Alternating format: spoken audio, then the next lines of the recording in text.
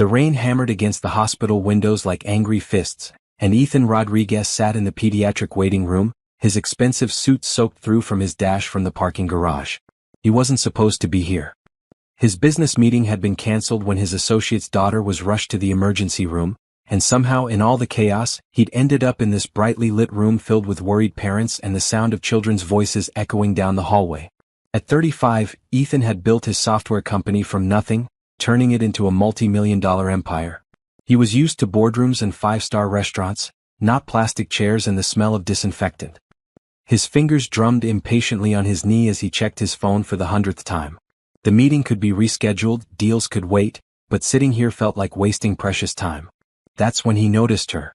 A small figure in a hospital gown was making her way slowly down the corridor, one tiny hand trailing along the wall for support.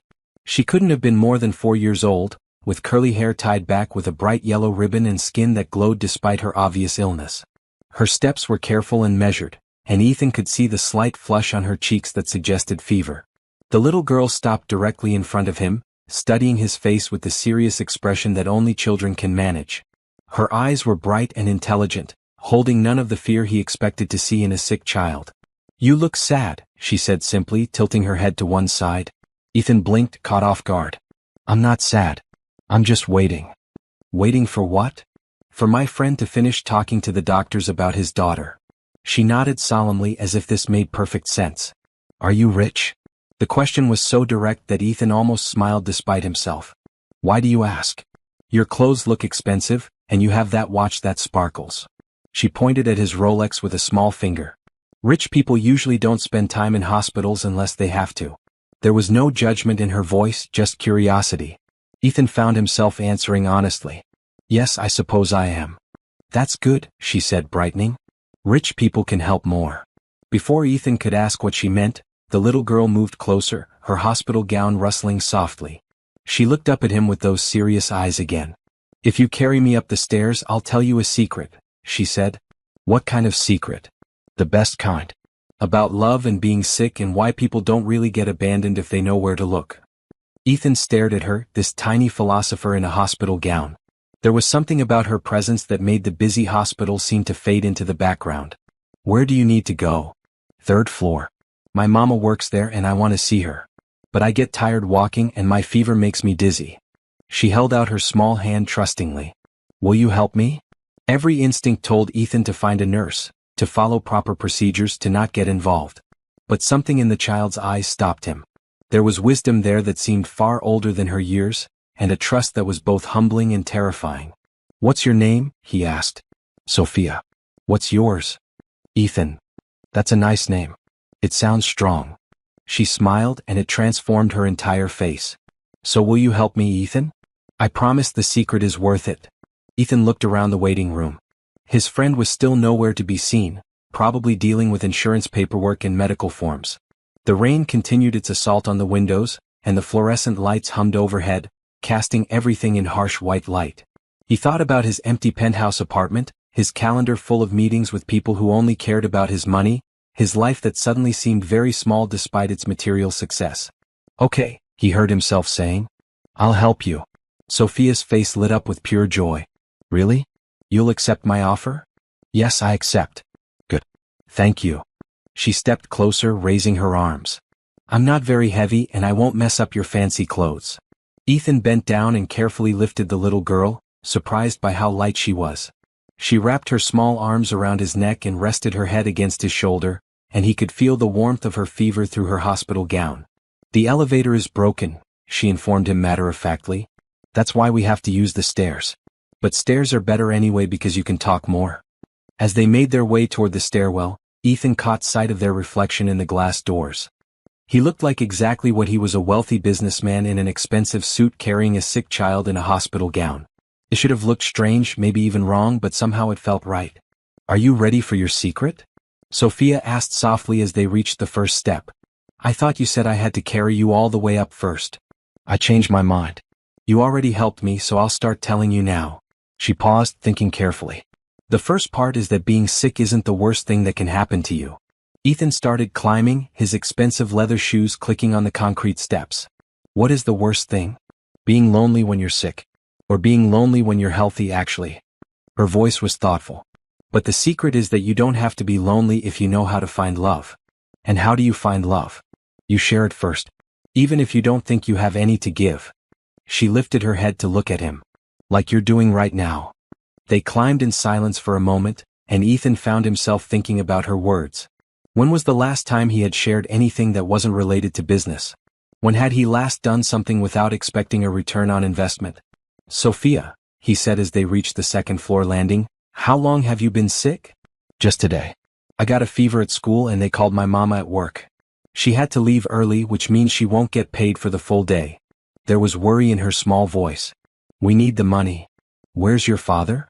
I don't have one. It's just me and mama. But that's okay because we have each other and we have love, and love grows when you share it. She said this with the certainty that only a child could have. That's another part of the secret.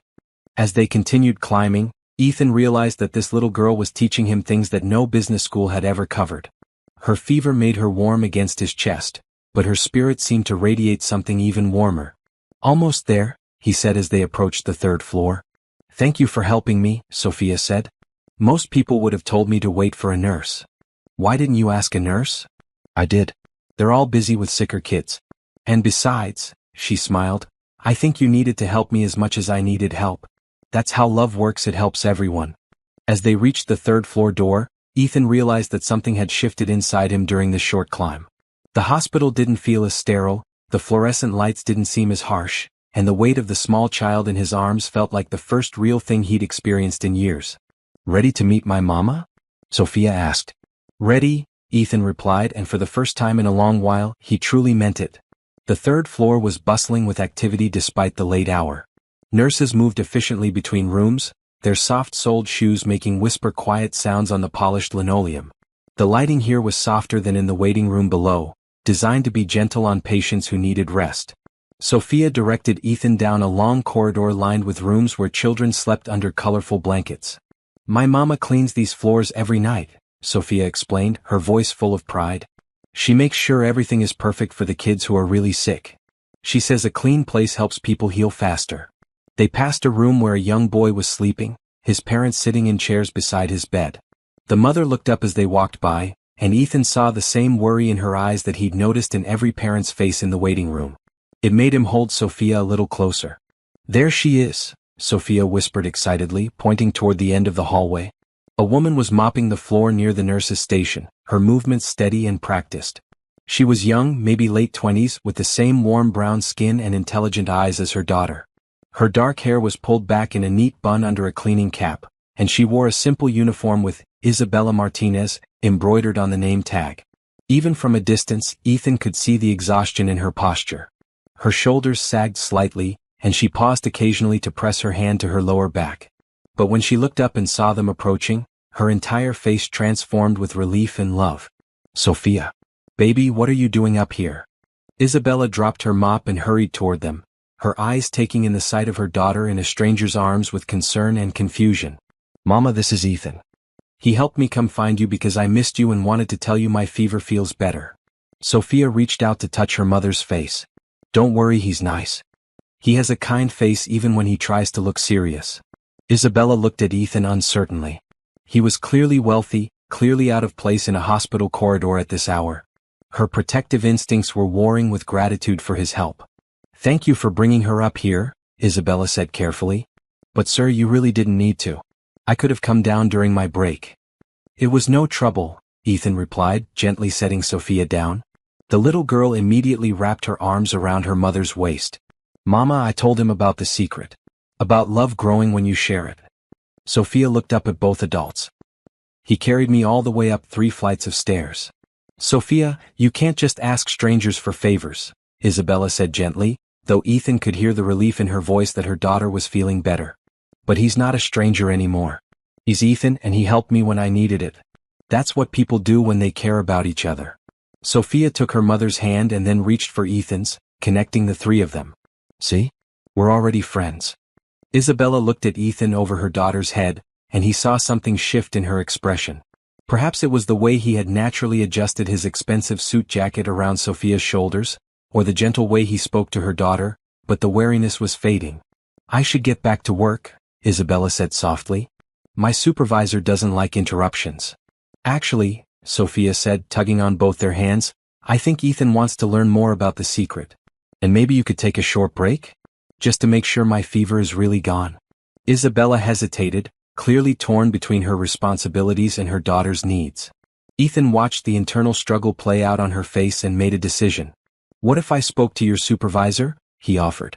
Explained that there was a medical situation with your daughter? Oh no sir, that's not necessary, Isabella said quickly. I can't ask you to do that. You're not asking. I'm offering.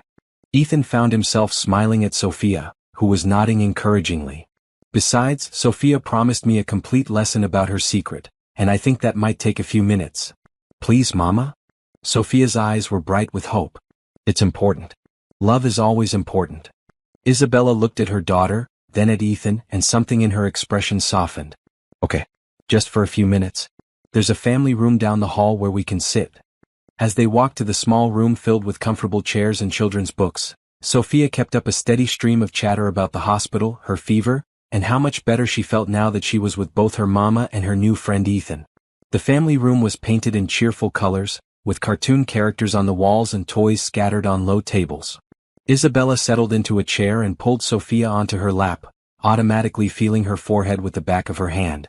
Your fever is down, she said with relief. That's good, baby. I told you it was getting better. Sometimes you just need the right person to help you. Sophia looked at Ethan, who was sitting somewhat awkwardly in a child-sized chair. Now, where was I with the secret? You were explaining about love growing when you share it, Ethan said, surprised at how naturally he fell into the conversation. Right. So the thing about being sick is that it makes you need people more, but it also makes you see how much people care about you. Sophia snuggled against her mother. Like how Mama left work early today even though we need the money, because taking care of me was more important. Isabella's cheek flushed slightly. Sophia, we don't need to talk about money with? It's okay, Mama. Ethan understands about money. He has lots of it, but I think he might be learning that having money and having love aren't the same thing. Sophia looked at Ethan seriously. Are you learning that? Ethan was quiet for a moment, thinking about his empty apartment, his business relationships that never went deeper than profit margins, his days filled with activity but somehow lacking in meaning. Yes, he said finally. I think I am. Good. Because the next part of the secret is that love doesn't cost anything, but it's worth more than all the money in the world. Sophia reached out and took Ethan's hand again. And when you give love away, you don't lose it. You get more. How do you know all this? Ethan asked, genuinely curious. You're only 4. Being sick makes you think about important things. And watching Mama work so hard to take care of me makes you understand what real love looks like. Sophia smiled at her mother. Plus, the nurses here are really smart and they talk to me about feelings and stuff. Isabella smoothed her daughter's hair. The child life specialists have been wonderful with her. They help kids understand their emotions and cope with being in the hospital. But mostly, Sophia continued, I learned it from Mama. She shows me every day that love means taking care of people even when it's hard, even when you're tired, even when you don't have very much to give. Ethan looked at Isabella, who was clearly uncomfortable with the praise but glowing with pride in her daughter. He saw the worn spots on her uniform, the calluses on her hands from hard work, the love that radiated from every gesture as she held her child. Your daughter is very wise, he told Isabella. She is. Sometimes I think she's the one teaching me. Isabella kissed the top of Sophia's head. But I should really get back to work now. Wait, Sophia said. There's more to the secret and Ethan needs to hear it all. Right, Ethan? Ethan found himself nodding. Right. I need to hear it all. And for the first time in years he meant something completely. As Isabella returned to her cleaning duties, she allowed Sophia to stay in the family room with Ethan, but only after extracting a promise that they wouldn't leave the floor and that Sophia would rest. The little girl had curled up in the large chair with a hospital blanket, but her eyes remained bright and alert as she continued her lessons. The next part of the secret is about paying attention, Sophia said, tucking the blanket under her chin. Most grown-ups are always looking at their phones or thinking about work or worrying about money. But when you're sick, you have to slow down and notice things. Ethan glanced at his phone, which he'd been checking obsessively all evening. Sophia noticed and smiled. See? You just did it. But it's okay, it takes practice to stop. She pointed toward the window where the rain was still falling steadily. Like right now, can you hear the rain? Really hear it? Ethan listened. Beyond the hospital sounds the beeping of machines, the soft conversations of staff, the hum of ventilation systems. He could indeed hear the rain pattering against the windows in a steady rhythm. It sounds peaceful, he said, surprised. It is peaceful. Rain is like love. It falls on everyone, whether they're rich or poor, sick or healthy. And it makes everything grow. Sophia shifted in her chair, getting more comfortable. When I got sick today, I was scared at first. But then I started noticing things. What kind of things? Like how the school nurse held my hand when she took my temperature. And how the taxi driver turned down his music when Mama told him I wasn't feeling well. And how the lady at the hospital desk gave me a sticker even though I didn't ask for one.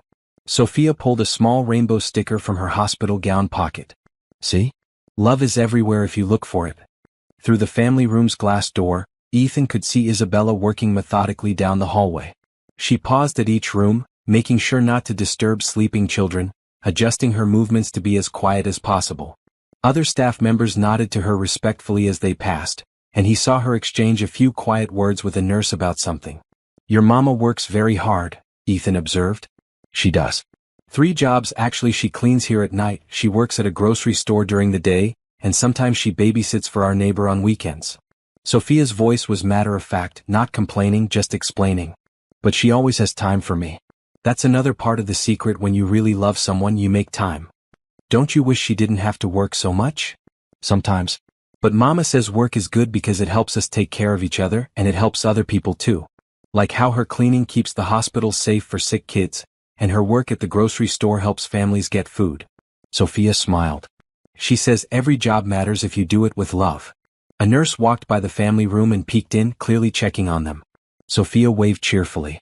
Hi, Miss Jennifer. My fever is much better. The nurse, a kind-faced woman with graying hair, stepped into the room.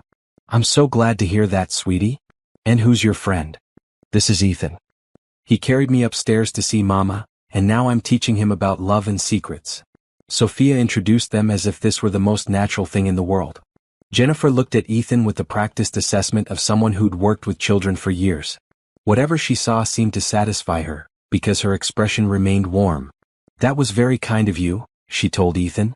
Sophia's been worried about her mama all evening. Has she been a patient here long? Ethan asked. Oh, Sophia's not a patient.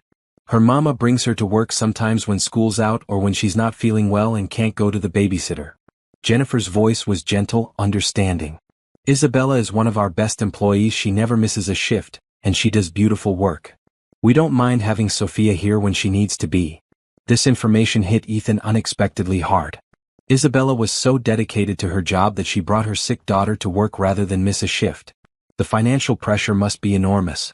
Miss Jennifer, Sophia said, do you want to hear about my secret too? What secret is that, honey? About how love grows when you share it and how being sick isn't the worst thing that can happen to you. Jennifer's eyes softened. You know what? You're absolutely right about that. I see it every day here, families taking care of each other, strangers helping strangers, love making people stronger even when their bodies are weak. See, Ethan? Miss Jennifer knows the secret too. Lots of people do, but sometimes they forget. Sophia looked pleased. That's why it's important to remind each other. Jennifer checked her watch. I need to finish my rounds, but Sophia, you make sure to get some rest, okay? And sir, she looked at Ethan, thank you for being so kind to one of our special girls. After the nurse left, Sophia was quiet for a moment, thinking. Then she looked at Ethan with those serious eyes again. Can I tell you something that might make you sad? What is it? Sometimes I wish I had a daddy. Not because mama isn't enough, she's the best mama in the whole world. But because I see other kids with daddies, and they have someone to carry them and teach them things and love them in a different way. Sophia's voice was wistful but not bitter. But then I remember that love comes in all different shapes, and maybe the universe sends people to help when you need them most. Ethan felt something tighten in his chest. Is that what you think happened today? The universe sent someone to help? Maybe. Or maybe you needed help too and the universe sent me to you. She smiled. That's the best part of the secret, love helps everyone at the same time. They sat in comfortable silence for a while, watching Isabella work through the glass door. She moved with quiet efficiency, but Ethan could see the care in every action. When she cleaned around a sleeping child's room, she was extra gentle. When she passed tired parents in the hallway, she offered encouraging smiles. Ethan, Sophia said softly, can I ask you something? Of course. Do you have a family? Like a wife and kids? No, I don't. Are you lonely? The question was asked with such innocence, such genuine concern, that Ethan found himself answering honestly. Sometimes. Most of the time, actually. That's what I thought. You have that look that mama gets sometimes when she thinks I'm not watching. Like you're missing something important. Sophia pulled her blanket closer. But the good news is that loneliness is fixable. Not like some sicknesses. How do you fix loneliness? You start sharing love, even tiny bits of it. Like helping a little girl get upstairs to see her mama. And then love starts growing, and pretty soon you're not lonely anymore because you're connected to people. She yawned, her fever and the late hour finally catching up with her. That's the most important part of the secret. Ethan watched this remarkable child fight off sleep, determined to complete her lesson. In his business world, people made deals for profit, formed partnerships for advantage, built relationships for networking. But here was a 4-year-old teaching him about love with no agenda other than sharing something precious she'd discovered. Sophia, can I ask you something now? Why did you decide to share your secret with me? She opened her eyes and looked at him seriously. Because you had sad eyes but a good face. And because when I asked for help, you said yes without asking for anything back. That's how I knew you had love inside you just forgot how to use it. As Sophia finally drifted off to sleep in the chair, Ethan sat quietly thinking about everything she'd told him. Through the glass door, he could see Isabella finishing her work for the evening, checking each room one final time to make sure everything was perfect for the patients and families who would need comfort in the morning. For the first time in years, Ethan felt like he was exactly where he was supposed to be.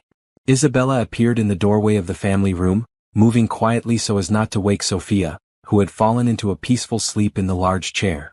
The little girl's fever seemed to have broken completely, leaving her looking more like a normal sleeping child than a patient. I'm finished with my shift, Isabella whispered to Ethan. Thank you so much for staying with her. I hope she didn't talk your ear off. Actually, she was teaching me, Ethan replied softly, rising from his chair. About love and secrets and how to notice things. Isabella smiled, though he could see the exhaustion in her eyes. It was well past midnight now, and she'd been working since early morning at the grocery store before rushing to the hospital with Sophia. She's always been wise beyond her years. Sometimes I think she's the one taking care of me instead of the other way around. Isabella gently touched her daughter's forehead, confirming that the fever was gone. Sophia, baby, it's time to go home. Sophia stirred, blinking sleepily. When she saw both adults standing over her, she smiled. Did I finish telling you the secret? She asked Ethan. I think you told me the most important parts. About love growing when you share it, and about paying attention, and about how being lonely is fixable. Oh good. But there's still one more part. Sophia sat up, suddenly more alert. The part about accepting help. Isabella began gathering their few belongings: Sophia's school backpack, a jacket, the rainbow sticker that had somehow become precious. Honey, I think Ethan has helped us enough for one evening. But Mama, this is the most important part of the secret. You have to let him help us more because that's how love grows. Sophia looked between her mother and Ethan with earnest eyes. Right, Ethan? You want to help us more, don't you? Ethan felt something shift inside him, a certainty he hadn't experienced in years. Yes, I do want to help more. Isabella immediately shook her head. Sir, you've already been so kind, but we can't accept charity. We take care of ourselves. It's not charity, Sophia said firmly. It's love growing. There's a big difference. Sweetheart, it's complicated, Isabella began, but Sophia interrupted her. No, it's not complicated at all. When someone offers to help and you say no, you stop love from growing. But when you say yes with gratitude, love gets bigger for everyone. She stood up on the chair so she could be at eye level with both adults. That's the secret part that most grown-ups don't understand. Ethan looked at Isabella, who was clearly struggling between pride and need, between independence and her daughter's wisdom. He thought about his empty apartment, his meaningless meetings, his bank account that grew larger while his heart grew smaller. What if helping you helps me too? He asked gently. What if Sophia is right, and this is about love growing for everyone? How could helping us possibly help you? Isabella's voice was skeptical but not unkind. Sophia clapped her hands together softly. Because Ethan is lonely, Mama. He told me so. And lonely people need to be part of families, even if they're not regular families. Especially if they're not regular families. Sophia Martinez, you can't just invite strangers to be part of our family, Isabella said, though her tone was more amused than angry. Why not? If they're good people who need love and have love to give back. Sophia looked at Ethan.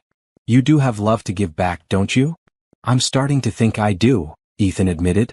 I just haven't known how to share it. Isabella was quiet for a long moment, studying Ethan's face. Whatever she saw there seemed to reassure her because her expression softened. What exactly are you offering? She asked carefully. I don't know yet. Whatever you need. Whatever would help. Ethan realized he meant it completely. Maybe we could start with dinner tomorrow?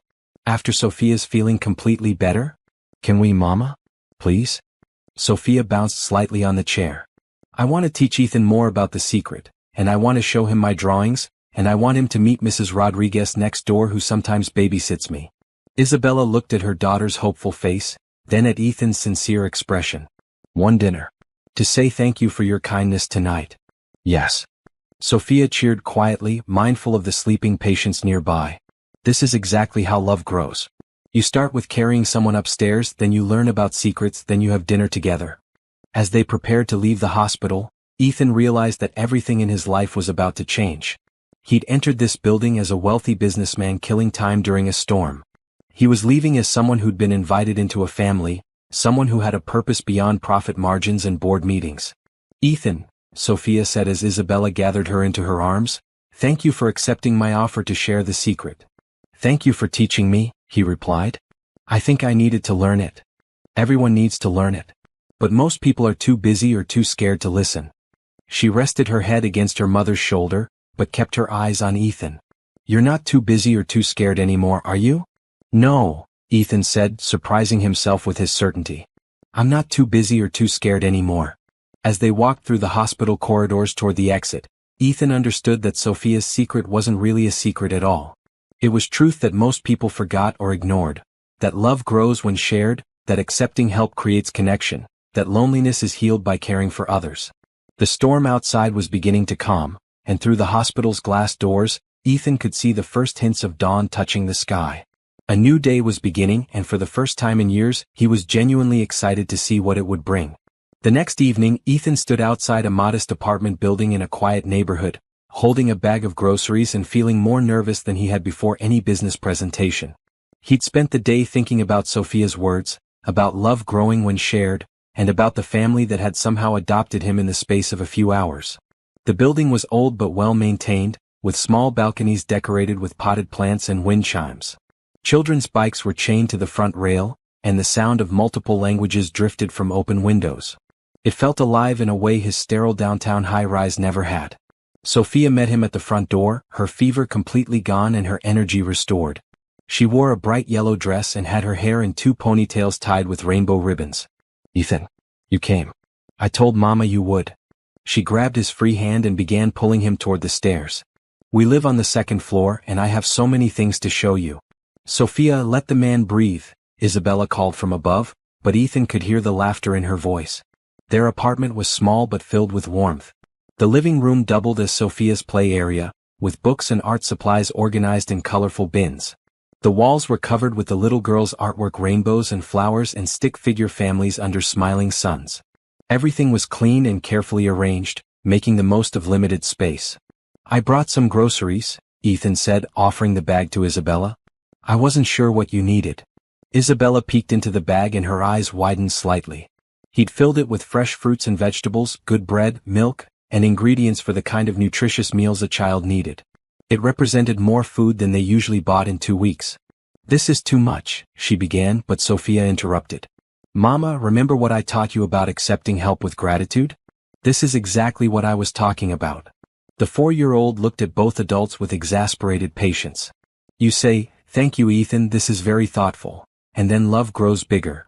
Isabella looked at her daughter, then at Ethan, and took a deep breath. Thank you, Ethan. This is very thoughtful. See? Now love just grew. Sophia clapped her hands. I can actually feel it getting bigger in the room. As Isabella unpacked the groceries, Ethan noticed how carefully she handled each item, as if they were precious gifts.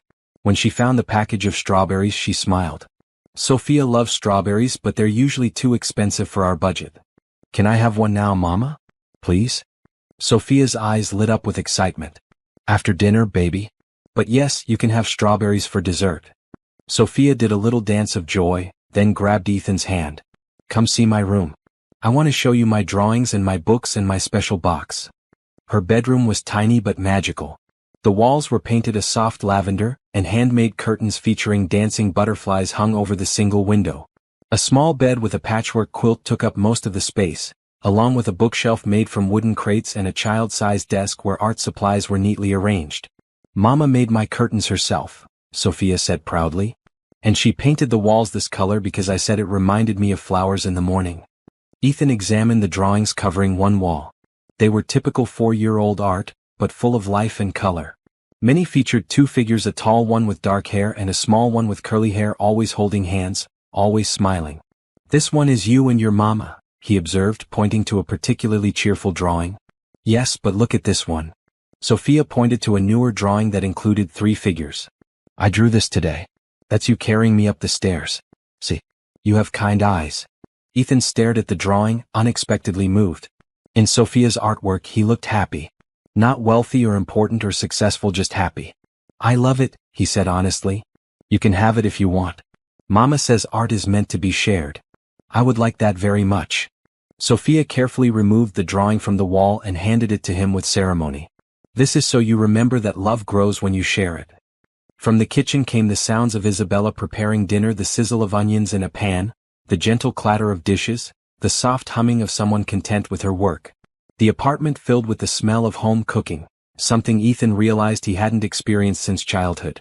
Do you want to see my special box?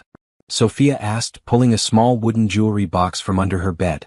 Inside were her treasures: a smooth stone from a park visit, a pressed flower, a letter from her grandmother, a few coins she'd saved, and the rainbow sticker from the hospital. These are things that remind me of good days, she explained. Mama says everyone should keep reminders of happiness for when they feel sad. That's very wise. Mama is the wisest person I know. She teaches me something new every day. Sophia closed the box carefully. What does your house look like, Ethan? It's different from this. Bigger but not as warm. Do you have pictures on your walls? Ethan thought about his sterile apartment with its expensive but impersonal artwork chosen by a decorator. Not really. Not like yours. That's sad. Pictures make a place feel like home. Maybe I could draw you some more pictures? I would love that. Dinner? Isabella called from the kitchen. The small dining table was set with mismatched plates and glasses, but everything sparkled with cleanliness. Isabella had prepared chicken with rice and vegetables, simple food made special by the care that went into it. Mama, can Ethan sit next to me? Sophia asked, bouncing in her chair. Of course, sweetheart. As they ate, Sophia kept up a steady stream of chatter about her day at school, her friends, her plans for the weekend. Isabella listened with the complete attention that only a devoted parent can give, asking questions and offering gentle guidance. Tell Ethan about Mrs. Rodriguez, Sophia said between bites.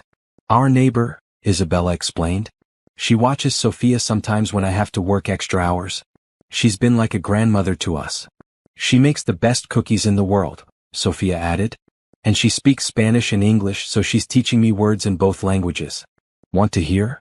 Without waiting for an answer, Sophia began counting to 10 in Spanish, her pronunciation careful and proud. That's wonderful, Ethan said. I only speak English. That's okay. I can teach you Spanish words too. The first one you should learn is familia. It means family. Isabella's cheek flushed slightly. Sophia, not everyone wants to learn Spanish. Ethan does, don't you? Because learning someone's language is another way of sharing love. Ethan looked at this remarkable child who seemed to find lessons about love in everything. Yes, I'd like to learn. Familia. Family. Perfect. See, Mama? Love is growing again. After dinner, as Isabella washed dishes and Sophia played with her toys, Ethan found himself thinking about the contrast between this simple evening and his usual routine of takeout meals eaten alone while reviewing business reports. Here, washing dishes was a shared activity. Playtime was family time. Every moment seemed to matter. Ethan, Sophia said, looking up from her coloring book, are you learning the secret? I think so. You're a very good teacher. Good. Because tomorrow I want to show you the park where Mama and I go on Sundays. And maybe we can feed the ducks. Do you like ducks? I've never fed ducks before. Sophia's eyes widened with delighted shock. Never? Oh, we definitely have to fix that. You can't understand the whole secret until you've fed ducks. Isabella emerged from the kitchen, drying her hands on a dish towel. Sophia, You can't just plan Ethan's whole weekend for him. He might have other things to do. Ethan realized that for the first time in years, he couldn't think of anything he'd rather do than spend the weekend feeding ducks with a 4-year-old philosopher and her remarkable mother.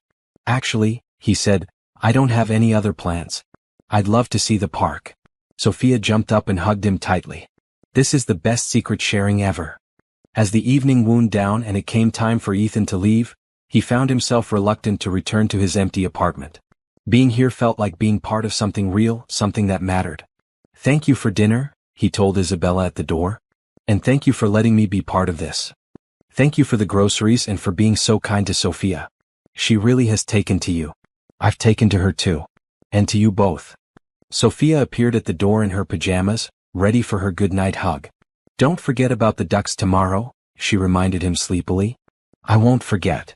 And don't forget that love grows when you share it. I won't forget that either. As Ethan drove home through the quiet streets, he carried with him the warmth of family dinner, the sound of a child's laughter, and the growing certainty that his life was changing in the most wonderful way possible. The park was alive with Sunday morning activity when Ethan arrived to meet Isabella and Sophia.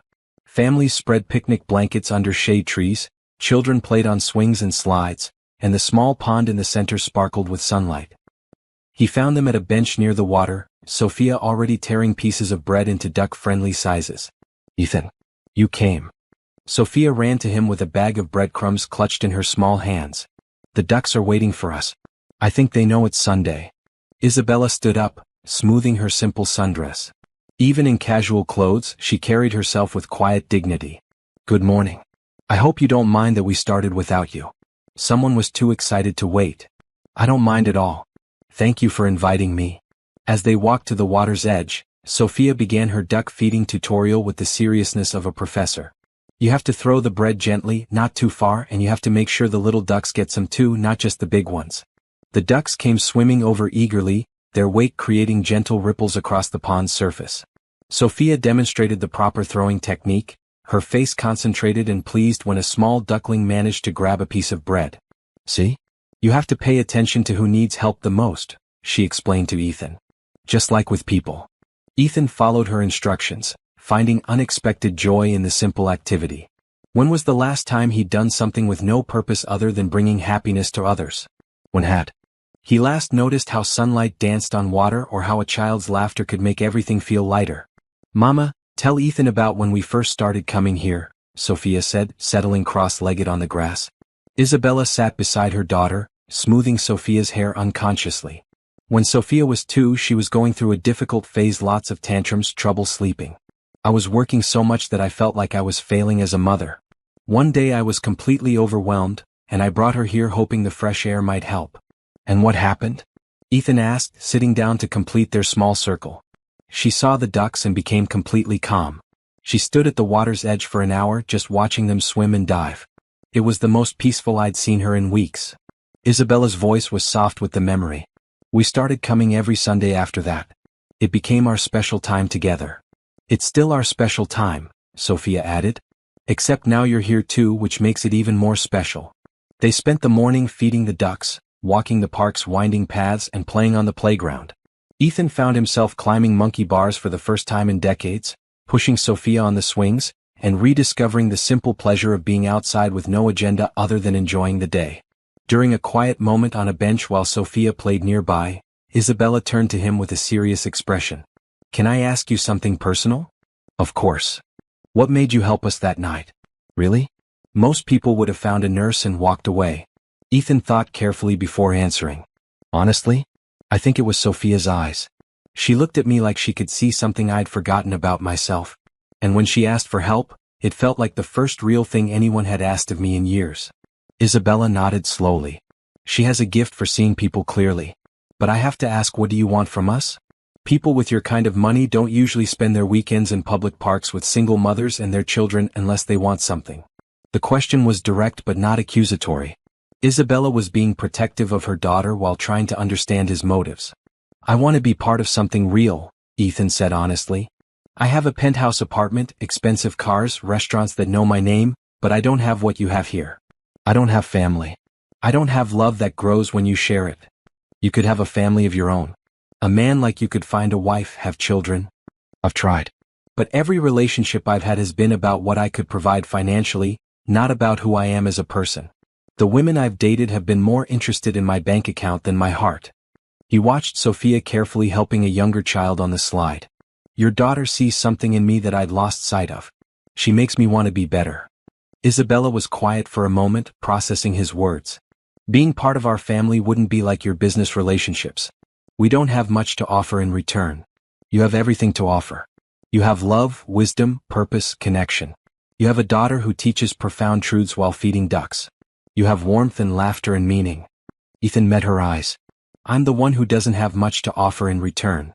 That's not true, Sophia said, appearing beside them with grass stains on her dress and joy radiating from her face. You have kindness and strong arms for carrying little girls upstairs and a willingness to learn about love. Plus, you're really good at duck feeding now. How much of our conversation did you hear, young lady? Isabella asked with amusement. Enough to know that you're both being silly. Ethan wants to be part of our family, and we want him to be part of our family, so the only question is when we're going to make it official. Sophia climbed onto the bench between them. Also, I'm hungry and ice cream sounds perfect right now. Isabella laughed, the tension of the serious conversation dissolving. Ice cream before lunch? What kind of mother do you think I am? The best kind. The kind who knows that some days are special enough for ice cream before lunch. Sophia looked at Ethan hopefully. Right, Ethan? This is a special day, isn't it? Looking at this mother and daughter who had welcomed him into their world, who had taught him about love growing when shared, who had given him a purpose beyond profit, Ethan felt his heart expanding with gratitude. Yes, he said. This is definitely a special enough day for ice cream before lunch. As they walked toward the park's ice cream vendor, Sophia skipping between them and holding both their hands, Ethan realized that for the first time in his adult life, he felt genuinely wealthy. Not because of the numbers in his bank account, but because of the love in his heart and the family beside him. Ethan, Sophia said, looking up at him with those wise eyes, are you starting to understand about true wealth? I think I'm beginning to, he replied. Good. Because that's the next part of the secret I haven't told you yet. Real wealth isn't about money, it's about having people who love you no matter what, and having people to love back. As they stood in line for ice cream, other families around them, children laughing and parents chatting, Ethan felt like he was finally part of the world instead of just observing it from the outside. And when Sophia insisted on sharing her strawberry ice cream with him, declaring that sharing made everything taste better, he knew she was absolutely right. Monday morning brought unexpected challenges that would test everything Sophia had taught Ethan about accepting help and letting love grow. Isabella called him early, her voice strained with worry. Ethan, I'm so sorry to bother you, but I didn't know who else to call. What's wrong? Sophia woke up with stomach pain. It might just be something she ate, but the school nurse says I should take her to the doctor. The problem is, I can't afford to miss another day of work so soon after Friday, and I can't afford the doctor visit either. Her voice cracked slightly. I feel like such a failure as a mother. You're not a failure. You're an amazing mother who's in a difficult situation. Ethan was already reaching for his keys. I'm coming over. We'll take her to the doctor together. I can't ask you to do that. You're not asking. I'm offering. And Sophia taught me that when someone offers help, you accept it with gratitude so love can grow. There was a pause, then a shaky laugh. She really did teach you well. When Ethan arrived at their apartment, he found Sophia curled up on the couch, pale but trying to be brave. She managed a small smile when she saw him. My tummy hurts, but I'm being strong like Mama taught me, she said softly. I know you are. That's why we're going to get you checked out and feeling better. Ethan knelt beside the couch. Is it okay if I carry you to the car? Yes, please. But be gentle because everything feels wobbly. At the pediatric clinic, Ethan watched Isabella navigate the insurance paperwork with practiced efficiency, though he could see her hands shaking slightly as she calculated copays and deductibles. When the receptionist mentioned additional costs for tests, Isabella's face went pale. Excuse me, Ethan said quietly to the receptionist. I'd like to cover all of Miss Martinez's medical expenses today. Sir, you don't need to, Isabella began. I want to, Ethan said firmly. Please let me do this. In the examination room, Dr. Patricia Kim was gentle and thorough with Sophia, who answered questions with her usual seriousness and wisdom. Does this hurt when I press here? A little, but not too much. It's like my tummy is confused about something. Dr. Kim smiled at the description. That's actually a very good way to explain stomach pain. Have you eaten anything different lately? As the examination continued, it became clear that Sophia likely had a mild stomach bug that would resolve with rest and care. Dr. Kim provided detailed instructions for home treatment and when to return if symptoms worsened. The good news is she should be feeling much better in a day or two, Dr. Kim told Isabella. The challenging news is she shouldn't go to school or daycare until she's been fever-free for 24 hours. Isabella's face showed her internal conflict. Staying home with Sophia was necessary for her daughter's health, but missing work would strain their already tight finances. I can stay with her, Ethan offered immediately. Ethan, you have your own work. My work can wait. Sophia is more important. Really? You do that? Sophia perked up from the examination table. You take care of me while I'm sick? Of course I would. That's what family does. Dr. Kim, who had been quietly observing this exchange, smiled. Sophia, you're very lucky to have so many people who love you. I know, Sophia said seriously. Love grows when you share it. That's my secret. Back at the apartment, Ethan found himself in unfamiliar territory. He'd never cared for a sick child before, but Isabella patiently taught him the basics before reluctantly leaving for work. Her medicine is in the kitchen with the schedule written out. She needs to drink lots of fluids and she likes ginger ale for her stomach. If her fever spikes or she seems worse, call me immediately. I will. Don't worry about anything except work. After Isabella left, Sophia settled on the couch with her favorite blanket and looked at Ethan expectantly. So, what do we do all day when someone's sick? He asked. Well, first we read stories. Then we drink tea with honey. Then we watch movies that make us feel better. And we talk about important things because being sick makes you think deeply. What kind of important things? Like how taking care of someone when they're sick is one of the purest ways to show love. And how letting someone take care of you is a gift you give them. Ethan settled into the chair beside the couch. Is that another part of your secret? Lots of people think being taken care of makes them weak, but really it makes love stronger for everyone. Sophia pulled her blanket up to her chin. You're learning that right now. How am I learning that? Because you chose to be here instead of at your office making money. You chose love over profit. That's a big step. As the day progressed, Ethan discovered that caring for Sophia came naturally to him. He brought her medicine and fluids on schedule, read her favorite books in different voices that made her giggle, and held cool washcloths to her forehead when her fever returned briefly. During one of her naps, he found himself studying the family photos on Isabella's dresser. There were pictures of Sophia as a baby, first steps, birthday party celebrated with homemade decorations. In every photo, despite limited resources, there was abundance of joy and love. When Sophia woke up, she found him still looking at the pictures. That's my first birthday, she said, pointing to a photo of herself with cake smeared across her face. Mama made that cake herself, and Mrs. Rodriguez came over to sing happy birthday in Spanish. You look very happy. I was happy. We didn't have much money for presents, but Mama gave me the best gift ever. What was that? She told me that every birthday is a celebration of how much love has grown since the day I was born. She said I made her heart bigger just by existing. Ethan felt something shift in his chest, a warmth that had nothing to do with the apartment's temperature. Your mama is very wise. She is. And so are you, even if you're just learning it. Sophia sat up carefully. Can I tell you something that might surprise you? What's that? Taking care of me today is changing you. I can see it in your face. You look softer, happier.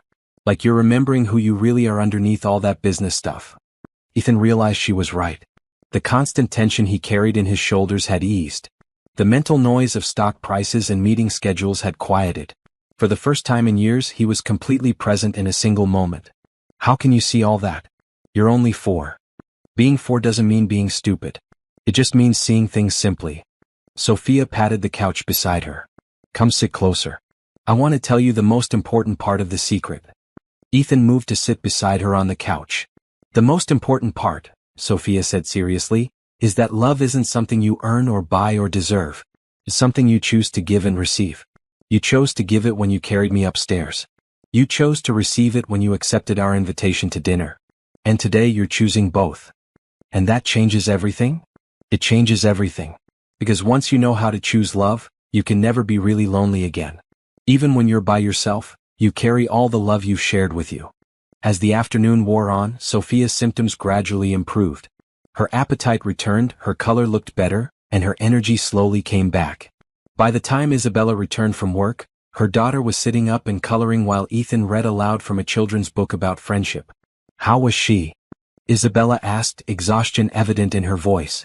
She was perfect. Her fever broke around 2 and she's been feeling better ever since. Ethan closed the book and smiled. She taught me more about love in one day than I learned in 35 years. Isabella knelt beside the couch and felt Sophia's forehead. No fever. Good girl, baby. Mama, Ethan took such good care of me. He read me 6 stories and made me special tea and even sang me a lullaby when I was feeling really sick. You sang?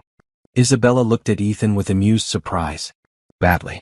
But she seemed to like it anyway. Because it came from your heart, Sophia explained. That's what made it perfect. That evening, as they sat down to a simple dinner together, Ethan realized that everything about his life had shifted. His expensive apartment felt less like home than this small, warm space. His business successes felt less meaningful than Sophia's improvement. His bank account felt less valuable than the trust these 2 people had placed in him. Thank you, Isabella said quietly as they cleaned up after dinner. For today, for the doctor, for everything. I don't know how to repay you. You don't repay love, Sophia said from the living room where she was arranging her toys. You just keep sharing it. That's how it works. Ethan met Isabella's eyes and saw in them the same wonder he felt, amazement at the wisdom of this little girl who saw the world so clearly, and gratitude for the love that was growing between all of them. She's right, he said. You don't repay love. You just keep sharing it. Over the following weeks, Ethan found his entire routine reshaping around Isabella and Sophia. What had started as occasional visits became daily phone calls, weekend adventures, and a growing sense of belonging that surprised him with its intensity. He learned that Isabella worked 3 jobs not out of choice but out of necessity. The grocery store during the day, the hospital at night, and weekend babysitting for neighbors. She was exhausted most of the time but never complained, focusing instead on providing stability for her daughter. I want Sophia to have opportunities one never had, she explained one evening as they walked through the neighborhood after dinner. Sophia ran ahead, chasing fireflies with the abandon of childhood. I want her to go to college, to see the world, to never have to choose between paying rent and buying medicine. She's going to have all of that, Ethan said with quiet certainty. I want to help make sure she does. Isabella stopped walking and looked at him seriously. Ethan, we've known each other for 3 weeks. You can't just decide to change our entire future. Why not? Sophia taught me that love grows when you share it. This is me sharing it. It's too much. Setting up a college fund, offering to pay for things we need, it's too much too fast. Sophia came running back to them, slightly out of breath and glowing with joy. Did you see how many fireflies I caught? 7. And then I let them all go because Mama says beautiful things are meant to be free. That's exactly right, baby, Isabella said, smoothing her daughter's hair. Are you two talking about important grown-up stuff? Sophia asked, noting their serious expressions. We're talking about how much help family members should give each other, Isabella explained carefully. Oh, that's easy. Family members help each other as much as they can, whenever they can, however they can. That's what makes them family. Sophia looked between the 2 adults with patient wisdom. Why are grown-ups always making simple things complicated? That night, after Sophia was asleep, Isabella and Ethan sat on the small balcony of her apartment, sharing a cup of tea and talking quietly. Can I tell you about Sophia's father? Isabella asked suddenly. Ethan had wondered but never asked. Only if you want to. He was charming and handsome and full of big dreams about the future. When I got pregnant, he promised we'd be a family, that he'd take care of us both. Isabella's voice was matter-of-fact, not bitter. He left when Sophia was 6 months old. Said being a father was harder than he'd expected. I'm sorry. I'm not. If he'd stayed, Sophia might have learned that love is conditional, that people leave when things get difficult. Instead, she's learned that real love shows up, even when it's hard. Like you showing up for her every day, working 3 jobs to give her a good life. Like you showing up when she was sick even though you barely knew us. Like you showing up every day since then, not because you have to, but because you want to. Isabella looked at him in the soft light from the apartment. That's the kind of love that lasts. I want it to last, Ethan admitted. This feeling of being part of something important, something real. I've never had that before. What was your childhood like? Ethan was quiet for a moment, thinking. Lonely. My parents were wealthy but distant. I had everything money could buy but very little actual attention or affection. I learned early that success was measured in achievements and acquisitions, not in relationships. That explains a lot about why you connect so strongly with Sophia. She's giving you the kind of unconditional love you missed as a child. And I'm giving her the security and opportunities you want her to have. Maybe that's how families work. Everyone gives what they can, everyone receives what they need. Isabella was quiet for a long moment, considering his words. Maybe it is. The next day brought an unexpected test of their growing bond. Ethan was in a board meeting when his phone rang with Isabella's number. He almost ignored it, but something made him excuse himself to answer. Ethan, I'm so sorry to bother you at work, but there's been an emergency at Sophia's school. His blood ran cold. What kind of emergency? She fell on the playground and hit her head. They think she might have a concussion. They want to take her to the hospital, but they need a parent or guardian to meet them there. I'm on my way. You don't have to. Isabella, I'm on my way. Which hospital? 20 minutes later, Ethan burst through the emergency room doors to find Isabella already there, having left work immediately. Sophia was lying on a hospital bed, awake but subdued, with a small bandage on her forehead. Ethan. She perked up when she saw him. You came. I told the nurse that you'd come because that's what family does. Are you okay, sweetheart? He took her small hand in his, relieved to see her alert and responsive. My head hurts a little, but the doctor says my brain is working perfectly. I can still remember all the important things like how love grows when you share it. Dr. Kim, the same pediatrician who had treated Sophia's stomach bug, emerged from behind the curtain with a reassuring smile. Good news, the CT scan shows no signs of serious injury. She has a mild concussion, which means she'll need to rest for a few days and avoid strenuous activity, but she should make a full recovery. Isabella sagged with relief, and Ethan instinctively put his arm around her shoulders to steady her. However, Dr. Kim continued, I do need to ask about the family situation. Sophia has been telling everyone that Ethan is her daddy, and I want to make sure I have the correct emergency contact information.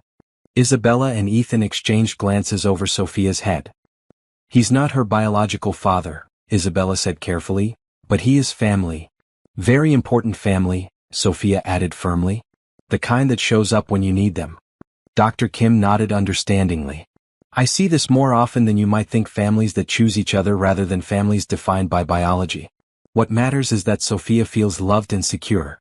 After they brought Sophia home and settled her on the couch with instructions for monitoring her condition, Isabella pulled Ethan aside. She's been telling people at school that you're her daddy. How do you feel about that? Terrified. Hopeful. Confused.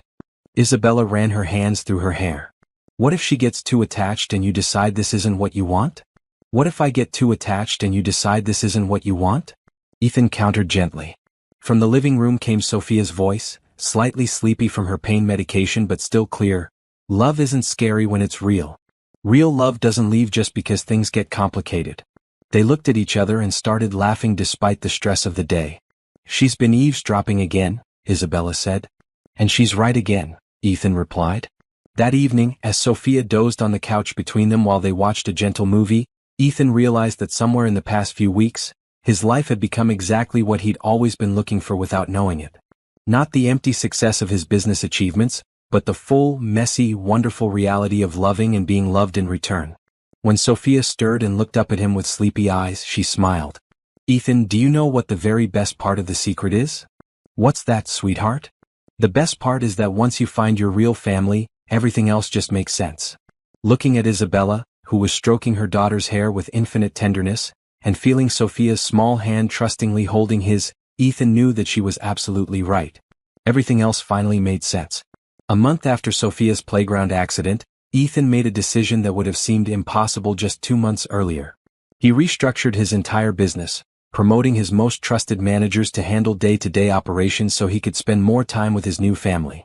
You're sure about this? His business partner asked during their transition meeting. You've worked 12-hour days for 15 years. I've never seen you take a real vacation. I've never had a reason to before, Ethan replied, thinking about the morning routine he'd grown to love, walking Sophia to school, seeing her face light up when she spotted him at the gate, listening to her chatter about her friends and lessons and dreams. The change wasn't without challenges. Isabella struggled with accepting help, torn between pride and practicality. But Sophia, with her 4-year-old wisdom, continued to guide them both toward understanding. Mama, she said one evening when Isabella was stressing about Ethan paying for her to reduce her work hours, why do you think love came into our lives? What do you mean, baby? I mean, why do you think the universe sent Ethan to carry me upstairs that night? Just for fun? Sophia was sitting at her small table, coloring a picture of their family. Or do you think maybe we were supposed to help each other? Isabella sat down beside her daughter. What do you think? I think Ethan was lonely and sad and we had extra love to share. And we needed someone strong and kind to help us and he had that to give. So the universe made us a family. Sophia held up her drawing 3 figures holding hands under a rainbow. See? Perfect fit. The healing wasn't just about accepting help or offering it. It was about learning to trust that love could be permanent, that people could choose to stay even when life got complicated. This lesson was tested when Sophia came down with a more serious illness, pneumonia that required hospitalization. Isabella was beside herself with worry, and even with insurance, the medical bills were mounting. I should have seen the signs earlier, she whispered to Ethan in the hospital corridor while Sophia slept. Some mother I am. You're an amazing mother. Sometimes kids get sick no matter how well we take care of them. The bills, Ethan. Even with your help, I don't know how we'll manage all these medical expenses. Ethan took her hands gently. Isabella, look at me. We're family now. This isn't your burden alone anymore. This is our burden and we'll handle it together. But it's so much money. Money is just a tool. And right now, the tool we need to make sure Sophia gets the best possible care. He smiled softly. Besides, she taught me that real wealth is about having people who love you no matter what. I'm the wealthiest man in the world. In Sophia's hospital room, despite her illness, she continued to teach them both about love and healing. Being sick isn't fun, she told Ethan one afternoon when her fever had broken and she was feeling more alert. But it shows you how much people care about you. Look how many people love me. She pointed around the room. Isabella sleeping in the chair beside her bed after 3 straight days of barely leaving Sophia's side. Ethan reading quietly in the corner, flowers from Mrs. Rodriguez on the windowsill, get well cards from her classmates covering the walls. I'm surrounded by love, Sophia said with satisfaction. That's better than any medicine.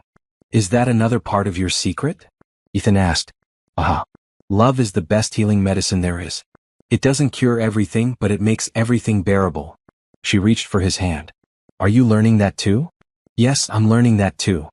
When Sophia was finally discharged after a week in the hospital, they brought her home to an apartment transformed. Mrs. Rodriguez had organized the neighbors to deep clean everything, stock the refrigerator, and decorate with welcome home banners. The outpouring of community support overwhelmed all of them. You see, Sophia said weakly but happily from her position on the couch, surrounded by pillows and blankets. Love really is everywhere when you know how to look for it. That evening, after Sophia was asleep and the neighbors had gone home, Isabella and Ethan sat on the balcony again, both emotionally drained but grateful. I was so scared, Isabella admitted. When her fever spiked to 104, when they said she might need to be transferred to intensive care. I've never been that terrified in my life. I was scared too. I never knew you could love someone so much that their pain becomes your pain. That's parenthood, Isabella said softly. Your heart walking around outside your body. Is that what I am now? A parent? Isabella looked at him, this man who had spent sleepless nights in a hospital chair, who had advocated fiercely with doctors, who had held her hand during the scariest moments while simultaneously being strong for Sophia. Yes, she said simply. That's exactly what you are. The next morning, Sophia woke up feeling significantly better, her appetite returning and her energy slowly coming back. She found Ethan making breakfast in the kitchen, humming softly to himself. You look happy, she observed, climbing onto a chair at the table. I'm happy. You're getting better, your mama got some real sleep last night and we're all together. That's the final part of the secret, Sophia announced, accepting a glass of orange juice with the solemnity of someone sharing great wisdom. There's more? The final part is that healing happens in families. Not just physical healing but heart healing too. She took a sip of juice and smiled. You were broken when I met you, remember? Your heart was lonely and sad. I remember. And Mama was scared about taking care of me all by herself. She was strong but she was tired and worried all the time. I remember that too. But now look at us. You're not lonely anymore and Mama's not scared anymore and I'm not sick anymore. We healed each other just by loving each other. Sophia swung her legs happily. That's the most important secret of all. Love heals everything it touches. As Isabella emerged from the bedroom, looking more rested than she had in days, Ethan understood that Sophia was absolutely right. They had healed each other not through grand gestures or expensive gifts, but through the simple act of choosing to love unconditionally. "Good morning, my favorite people," Isabella said, kissing Sophia's head and squeezing Ethan's shoulder as she passed. "Mama, I just told Ethan the final part of the secret. About how love heals everything." "Did you now?" Isabella smiled. "And what did he say?" Sophia looked at Ethan expectantly. "Well, what do you say?" Ethan looked around the small kitchen, at the family photos on the refrigerator, at the child's artwork covering the walls, at the woman who had welcomed him into her heart and the little girl who had taught him the true meaning of wealth.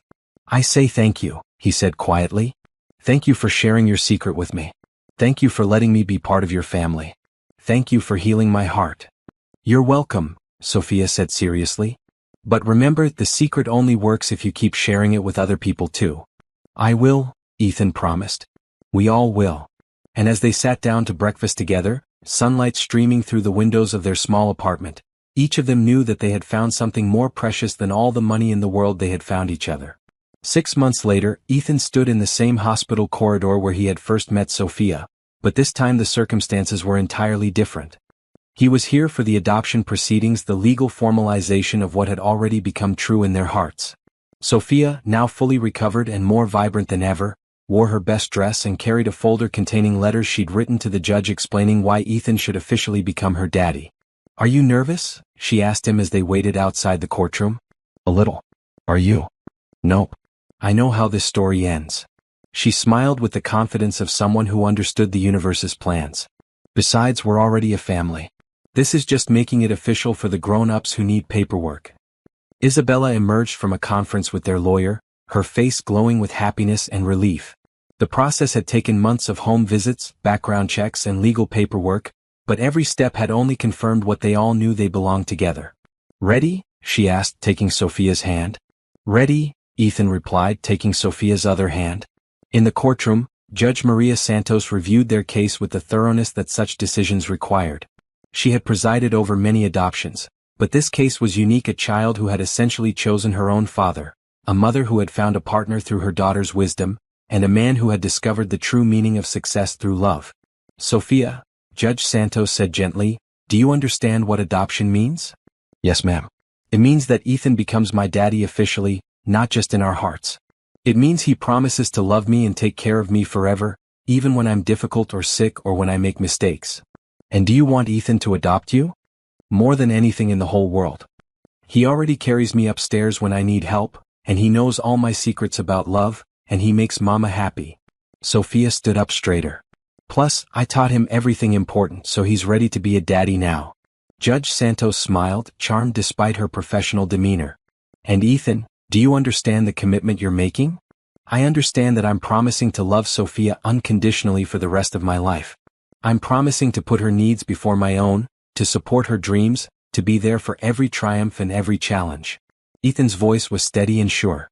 "I'm promising to be the father she deserves." "Isabella, do you believe this adoption is in Sophia's best interests?" "Your Honor, Ethan has already proven himself to be an exceptional father. He's patient, loving, devoted, and completely committed to Sophia's well-being. More than that, he's made our little family complete." Judge Santos reviewed the paperwork one final time, then looked up with a smile. "It is the decision of this court that the adoption of Sofia Martinez by Ethan Rodriguez is approved. Congratulations to your family." The courtroom erupted in quiet celebration as friends and neighbors who had come to support them applauded. Mrs. Rodriguez wiped away tears, Sophia's teacher beamed with pride, and even the court reporter smiled at the obvious joy in the room. But Sophia's reaction was the most precious of all. She threw her arms around Ethan's neck and whispered, "Now you're really my daddy forever and ever." "I was already your daddy forever and ever," he whispered back. "This just makes it official." That evening, they celebrated with a party in their apartment building's community room. The neighbors had decorated with balloons and streamers, Mrs. Rodriguez had made a 3-layer cake, and Sophia's classmates had created a banner that read, "Welcome to the family, Daddy Ethan." As the celebration wound down and guests began to leave, Sophia climbed onto a chair and clapped her hands for attention. "Excuse me, everyone. I have something important to say." The room quieted, everyone eager to hear what wisdom the 6-year-old would share now. "Today is special because my daddy became my daddy officially. But I want everyone to remember the secret I learned when I was sick and scared and needed someone to carry me upstairs." She looked around the room at all the faces, neighbors who had become extended family, friends who had supported them through challenges, medical staff who had cared for her with love. The secret is that love grows when you share it. When you help someone who needs help, when you accept help with gratitude, when you choose to be kind even when it's hard, that's how love grows bigger and stronger. She pointed to Isabella and Ethan, who were standing together with their arms around each other. My mama and daddy found each other because they both knew how to share love. And now we have the most beautiful family in the world, not because we have lots of money or fancy things, but because we choose to love each other every single day. The room was completely silent, moved by the profound truth spoken by someone so young. So remember, Sophia continued with a smile, if you ever meet someone who needs help, even if they're just a little kid asking you to carry them upstairs, say yes. Because you never know, they might have a secret about love that changes your whole life. As the guests applauded and began sharing hugs and goodbyes, Ethan found himself thinking about the journey that had brought them to this moment. 2 years ago, he had been a successful but lonely businessman who measured his worth in profits and possessions.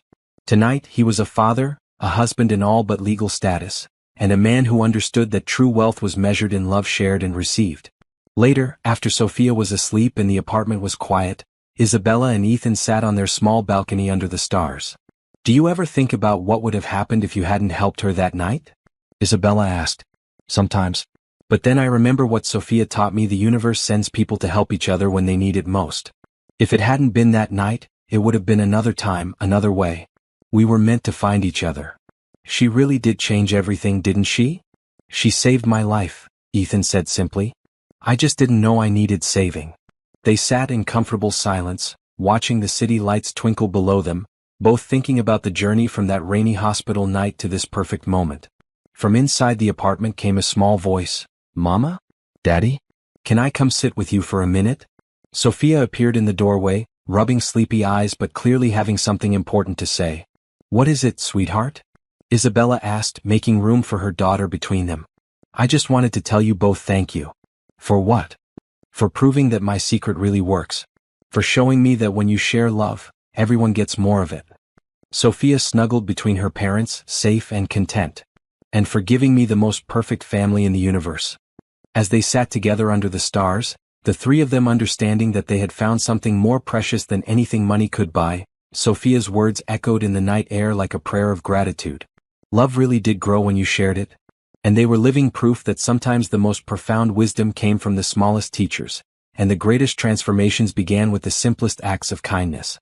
Their new beginning was really just the continuation of a love story that had started with a sick little girl's request and a lonely man's willingness to help, a story that would continue growing, one shared moment of love at a time.